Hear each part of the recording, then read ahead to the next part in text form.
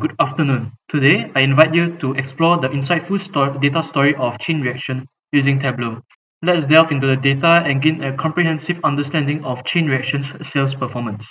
Today, we're here to address a crucial challenge that chain reaction is facing. In today's competitive market, it is essential for chain reaction to stay ahead of the curve and maximize its potential. Our objective is to optimize sales performance and increase profitability for the company. To accomplish this objective, we must identify areas of improvement and develop strategies that allow us to capitalize on our sales potential. Analyzing by product sales helps identify popular products driving revenue and gaps requiring attention. Evaluating different sales channels, including resellers and online platforms, help allocate resources effectively, maximizing sales and profitability. Analyzing sales volume across regions provides valuable insight into market expansion and untapped sales opportunities. Moving on to the product slide, we discover that a staggering 86% of sales come from our primary source of income, which is bikes. Among the bikes, road sales dominate the sales, road bikes dominate the sales, followed by mountain bikes and touring bikes. We should market mountain and touring bikes to generate demand for them, increasing our potential for sales. Digging deeper using the sales by color chart, we discover that most of the sales are made from products in black, red, silver, yellow, and blue. We can also see that the most common product color sold is not applicable by looking at the purple line. In the two tips, we can see the difference between percentage of the total sales and products sold. This is the difference between the colored bars and the purple line, where a positive percentage signifies that more products should be sold by this color because it earns more sales than other colors, despite being sold less often. When we filter by accessories, we can see that products with a not applicable color have significantly negative difference between percentage, meaning that it generates way less sales than the number of times it is sold for. Filtering by the not applicable bar, we can see that it contains accessories like tire and tubes, bike racks, and bottle and cages, which have good potential to be colored. Good color options to use for accessories are silver, blue, black, red, based on the difference between percentage. Filtering by bikes, we can see that the difference between percentage is very close to zero, which is ideal. However, we could sell slightly more silver bikes than yellow bikes to boost our sales a little. To increase sales, we should sell more silver road or touring bikes. When we filter by components, for products with color not applicable, we have significant negative difference between percentage of almost 14%. We also have many colors that have sizable amounts of difference between percentage for products that do have color, like yellow, silver, and red. Upon closer inspection, product subcategories that have color not applicable actually do have the potential to be color customizable. We should customize our components with yellow, silver, and red to increase sales. Filtering by clothing, we can see that multicolored clothes have significant negative difference between percentage of 9%, whilst other colors like black, blue, and yellow have significant positive between percentage. We should sell more black, blue, and yellow clothes instead of multicolored clothes. In the sales by category chart, we observe that bikes contribute most to overall sales, followed by components, clothing, and accessories. All categories have increasing sales in similar ways. Upon further inspection, we can see that in 2019 Q2, touring bikes were introduced to our product line, and it has increased sales in all product categories. Many accessories, like bike racks, have been introduced since then, increasing sales by accessories rapidly. Overall, chain reactions sales performance is strong. Let us shift our attention to the channel slide, where we gain insights into the distribution channels of chain reactions sales. It becomes apparent that by looking at the pie chart, a majority of our sales are generated through resellers. However, when we examine profit versus cost, we observe significant losses incurred by resellers. Surprisingly, no losses are incurred when selling directly to customers.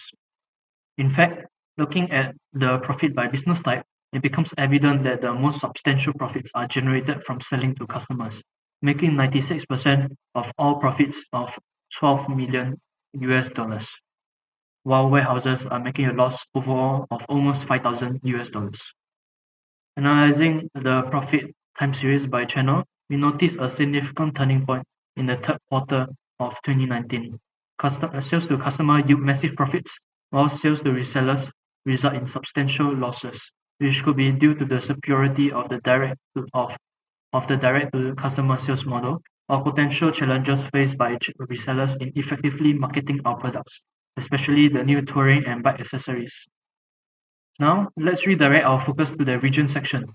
We are presented with a map showing sales by country, with the darkness of the green representing sales volume. United States has the highest global percentage of chain reactions sales, and clicking on it reveals the absolute value. United States is predominantly made of resellers, with 41% from value-added reseller and only 15% from its customers. Compared to Australia, whose sales rely heavily on customers, accounting for 85% of Australia's sales. Notably, on the bubble map, United States emerges as the region with the highest sales volume, signifying its significance in chain reactions' overall sales performance. Canada has the second largest sales, followed by Australia. Lastly, the heat map below indicates that North America surpasses other regions in terms of sales. Additionally, all regions experience an upswing in sales during the later part of the year, particularly from July to December. For example, in 2019 in North America, months before July are all below 8% of the total sales in 2019, and months after are above 8%. This trend can be clearly seen in Europe and Pacific in 2019. We can convert all measures in this point to profit. United States remains as one of the most profitable countries for chain reaction, and all countries get most of their profits from customers.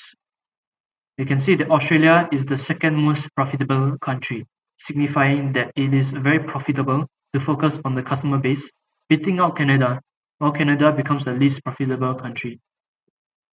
In our heat map, we can see red spots where losses are made. The losses in 2018 are quite significant, and upon clicking on it, we can see that United States had suffered significant losses in both of them. Notably, in all losses, customer channels were profiting very well. For example, with Germany 2019, customer channel made Germany profitable despite resellers losing so much profit. The customer channel recovered all losses made by resellers and made another 150% profit. This further shows how well the direct-to-customer model works in generating profit. Overall, chain reactions sales performance is strong due to our dominance in the bike category, our profitable direct sales to customers, new accessories, and a positive sales trend in all regions. However, there are improvements to be made, which I recommend. For product recommendations, market mountain and touring bikes to generate more sales, as road bikes are already dominating the market. Consider marketing popular colors like black, red, silver, yellow, and blue across different product categories to align with customer preferences and generate higher sales.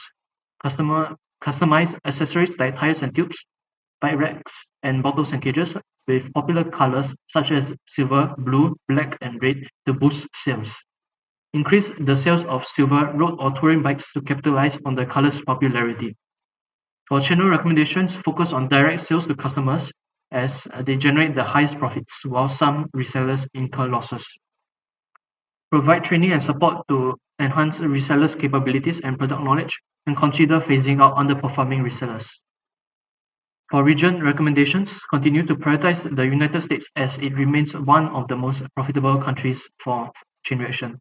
Focus on increasing customer sales in the region. Explore opportunities to further penetrate the Australian market, where customers contribute significantly to sales. Evaluate the potential of other regions, such as Canada, for profitability, and consider targeted marketing strategies to enhance sales. By leveraging the strengths of direct sales to customers, focusing on popular products and favorable sales channels, chain reaction can increase profitability and achieve new sales heights. Thank you for your unwavering attention. I welcome any questions or discussions you may have, and together, let us unlock the full potential of chain reaction and drive the company towards a prosperous future.